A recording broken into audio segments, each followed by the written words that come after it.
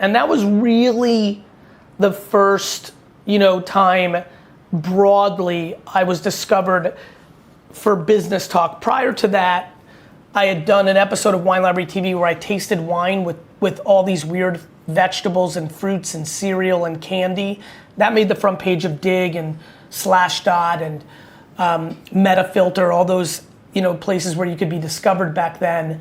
And then that led to me being on the Conan O'Brien show and the Ellen DeGeneres show doing the same skit. So that was my first broad thing. But this was my first, if you ask me, impactful, like the Gary career that I have today, that piece of content definitely set it off.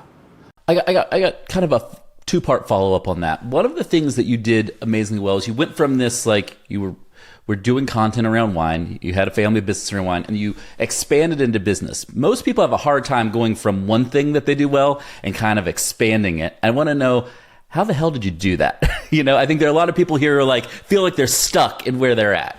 Well, it was weird because I was getting, I'm very proud of my wine knowledge and it's pretty significant. Very significant. But the reality was that kid that you saw, right, when you were a real kid, back in episode 20 of Wine Library TV, that was February, so that was March or April of 2006.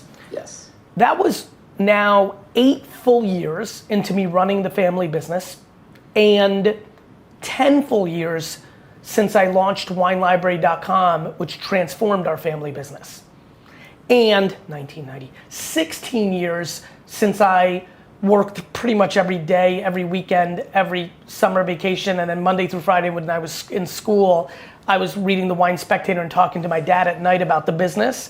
16 years into my wine retail career, and 2006, call it 1986, 20 years into my true hardcore entrepreneurial career, because in 86, I already started selling baseball cards and making hundreds. Flipping. I was really in it, not in the way that I think people understand.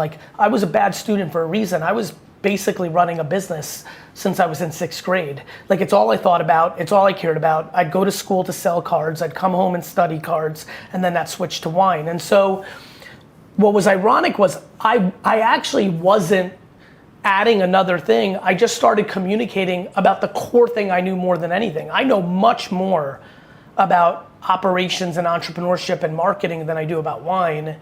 It's just that I came out the gate making a show about wine, and really it's how the internet knew me for the first 5 years that I was out there. All right, one last question on this before we move on.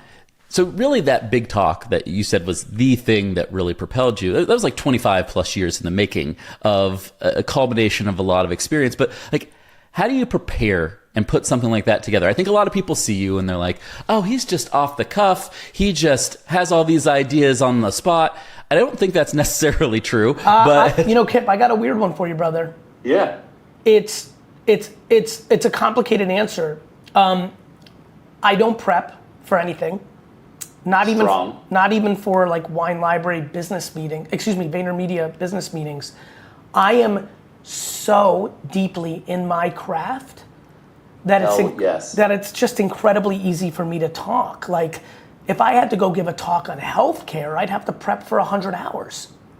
If I have to go give a keynote about the New York Knicks right now, I'm good. If I have to go give a keynote about wine, I'm good. If I have to, Jets, forget it. I could give a 400-hour keynote about, and so when I